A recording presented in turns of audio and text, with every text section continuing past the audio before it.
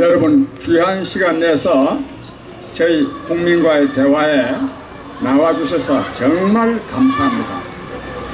여러분의 이 귀한 걸음이 문재인 정권의 국정 파탄을 막고 대한민국을 새롭게 이렇게 세우는데 큰 힘이 될 것입니다.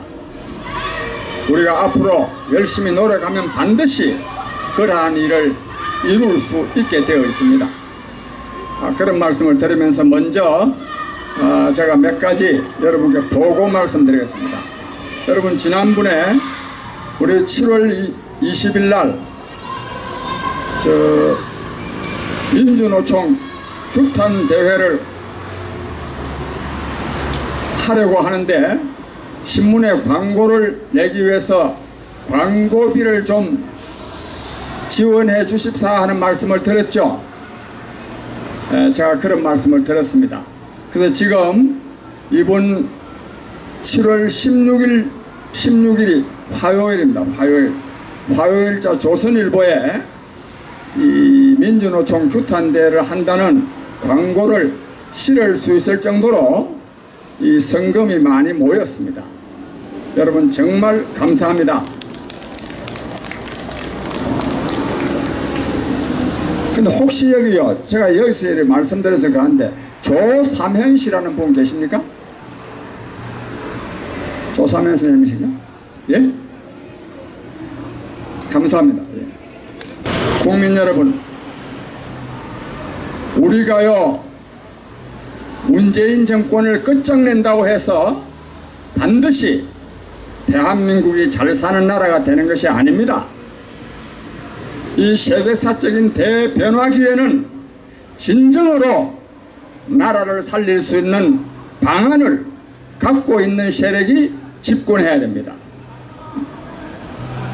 저 장기표가 신문명을 주장하면서 새로운 정치 세력의 형성을 강조하는 이유가 여기에 있습니다. 우리들이 이 정치 상황, 대한민국의 사정에 대해서 굉장히 많이 아는 것 같지만 그렇지 못한 경우도 많이 있습니다. 우리가 이것을 바로잡지 아니하면, 즉 바로 알지 못하면 이길 수도 없고 이겨도 좋은 나라를 만들 수가 없습니다. 제가 오늘 그와 관련해서 진짜 국민과의 대화를 하고자 합니다. 이 며칠 전에, 며칠 전의 일만은 아닙니다. 이 문재인 정부가 자립형 사립고를 폐지하는 방향으로 나아가고 있는 그런 정책을 지금 실시하고 있는 거 여러분 아시죠? 자립형 사립고. 근데 저는 그것을 보면서 근본적으로 이 자립형 사립고를 폐지하는 것도 옳지 않지만 폐지하려면 딱 일률적으로 폐지를 해야 됩니다. 그런데 무슨 일부러 평가 시민가 뭔가 해가지고 금년도에는 22개 중에 6개인가 폐지하고 이렇게 하고 있습니다. 이게 정말 이거 웃기는 놈들입니다. 맞습니다. 폐지를 하려면 폐지라든지, 앞으로 5년 더 하고 그럼 그 다음에는 전부 다 폐지한다는 겁니까? 정말 아주 파렴치한 사람들입니다. 맞습니다. 그 다음에 저는 이것은 사실 저도 충분히 조사를 해보지 않아서 잘 모르겠습니다만 그 자립형 사립고등학교를 세운 분들은 자기 개인 재산 가지고 그 학교를 세운 거죠. 그렇지 않겠어요? 그렇지 않으면 그 자립형 사립고등학교가 아니죠. 그런데 이 자립형 사립고를 허가를 취소해서 못하게 하려 그러면 그 학교는 그 설립자 마음대로 해야 되는 거 아닙니까? 그걸 일반고로 전환한다 이거예요. 일반고로. 저거 멋대로 일반고로 자립형 사립학교 설립자가 일반고, 즉 일반 고등학교 운영하려고 설립했습니까? 아니죠. 설립 목적에 위배되면 그 사람 마음대로 하는 거예요. 나는 도대체 이 나라가 이런데도 불구하고 언론에서 이에 대한 분명한 지적이 없는 것 같습니다. 정말 이 정권 마음대로입니다. 뭐 사사건건이 최저임금 문제도 그렇고 주 52시간 문제도 그렇고 얼마 전에 또 뭐 분양가 상환 문제도 그렇고 전부 다 정부가 하면 다 따라오라 이거야. 시대는 정부 마음대로 하는 시대가 아닙니다. 시대는 국민 개개인의 창의성이 발현될 수 있도록 해야 됩니다. 완전히 그냥 시대착오적인 거야. 자립형 사립고등학교를 폐지하는 것은 이 취지가 뭐냐? 평준화입니다. 평준화. 지금 이 시대가요, 평준화 시대입니까 이게? 평준화 시대가 아닙니다. 요즘 여러분 공교육 붕괴됐다는 거 다 아시죠? 예?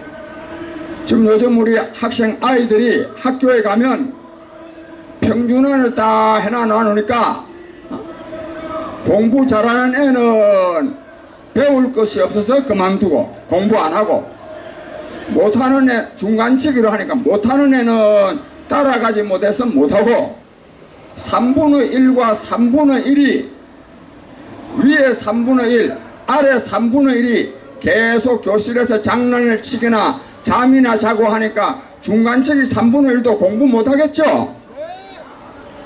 그러니까 완전히 공교육이 붕괴된 겁니다.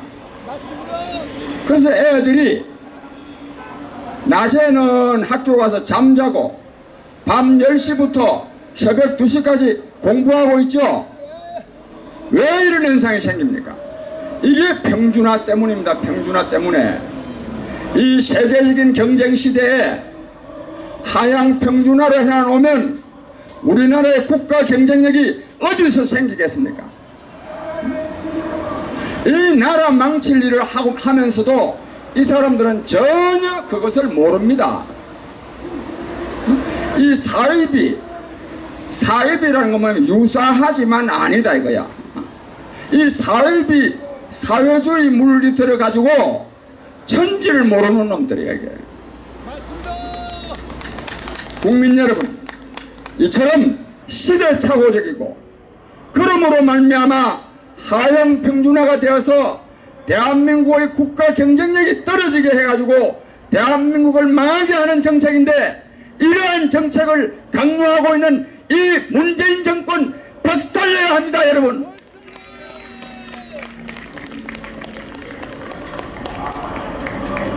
존경하는 국민 여러분, 제가 정반대의 예를 하나 들겠습니다.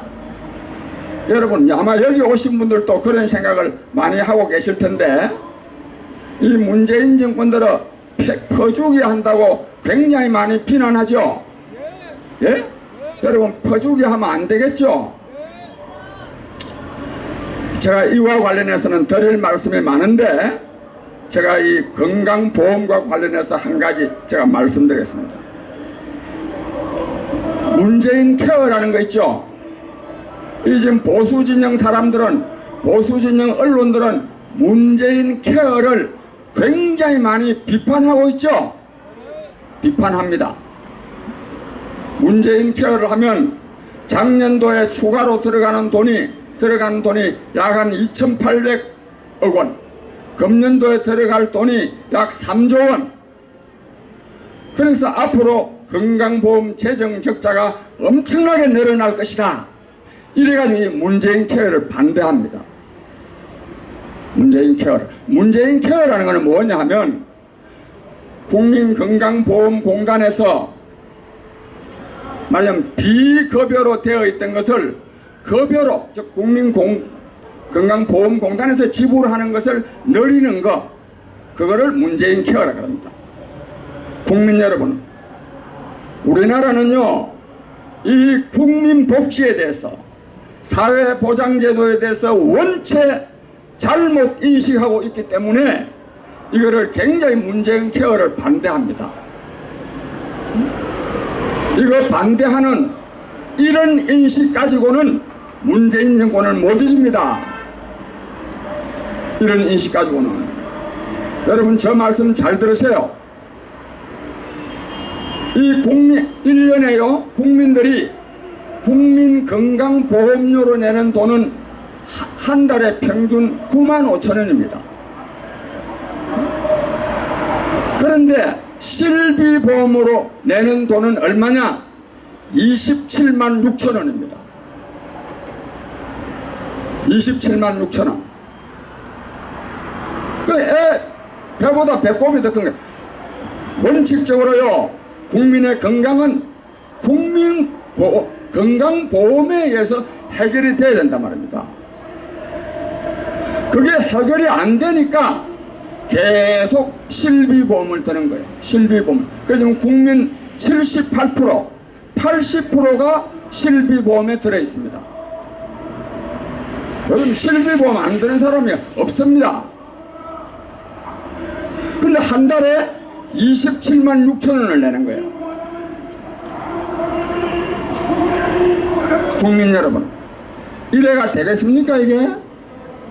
만약에 국민건강보험료를 한 50%를 더 올리면, 그러면 45,000원 거면 한 15만 원, 이거는 굉장히 제가 많이 잡은 겁니다. 많이 잡은 거.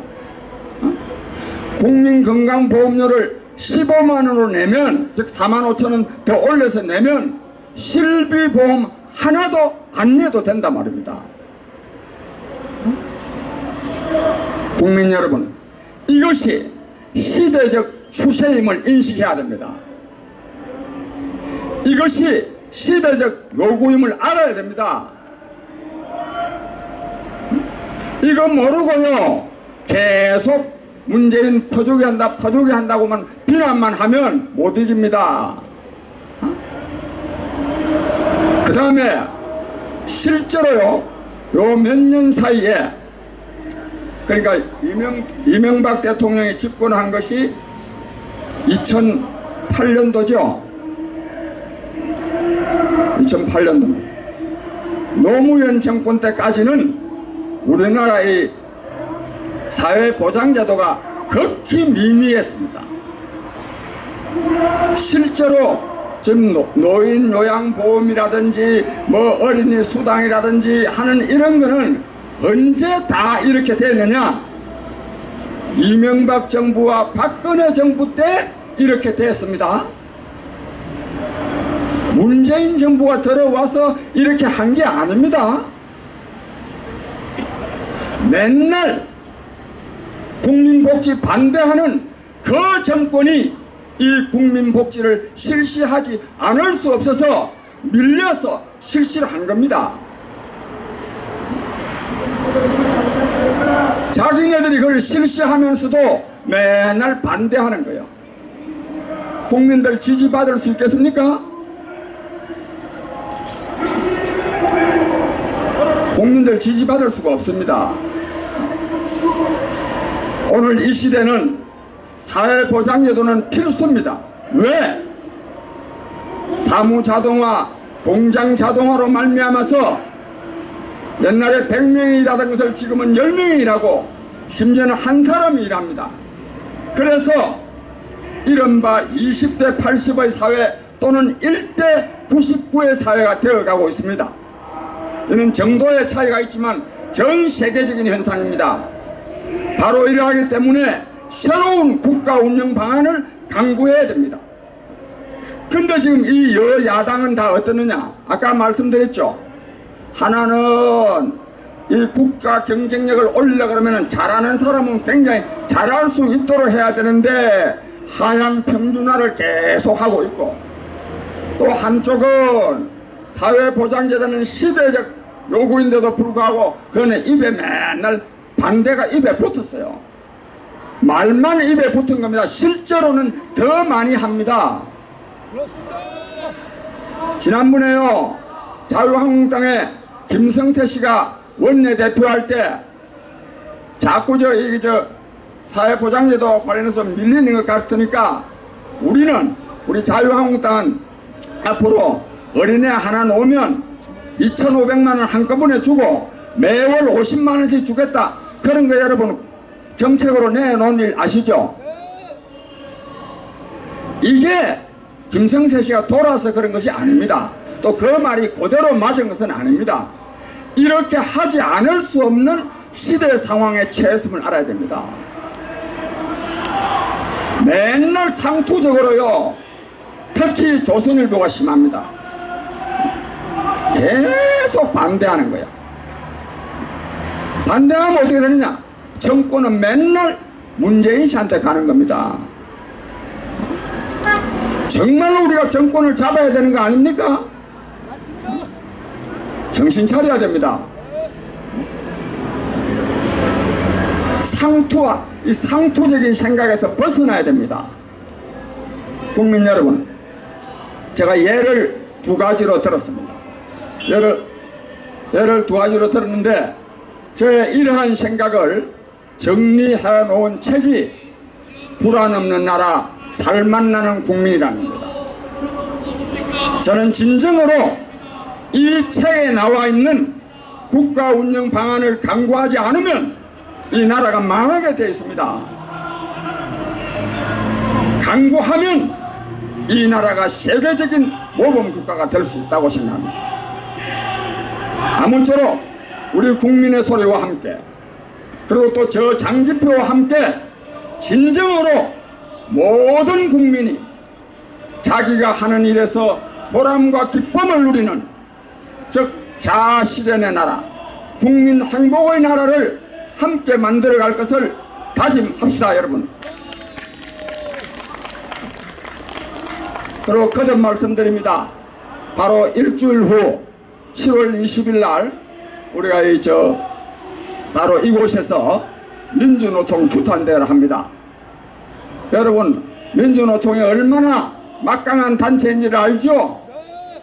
이 나라 대통령도 장관도 언론도 지식인도 꼼짝을 못합니다. 지식인들도 민주노총이 겁이 나서 민주노총을 비판하는 글도 하나 못 씁니다. 무소불위의 권력을 장악하고 있습니다.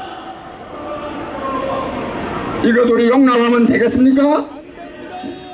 저는 국민과 함께 반드시 민주노총의 이러한 횡포를 반드시 척결하고야 말 것입니다, 여러분. 그래서 물론 우리가 신문에 광고도 내지만 많은 분들이 함께 와서 우리 민주노총의 이 횡포를 척결할 수 있도록 다 함께 힘을 모읍시다. 그리고 거듭 말씀드립니다. 우리 요즘 사실요 다 살기가 어렵습니다. 뭐 내 아니라도 뭐 누가 하겠지 하는데 정말로 성금을 내주신 분들께 정말 감사하게 생각합니다. 여러분의 그 성금이 민주노총의 횡포를 척결할 뿐만 아니라 대한민국이 잘되게 하는데 정말 소중한 밑거름이 될 수 있도록 저희들이 최선을 다하겠습니다. 여러분 감사합니다.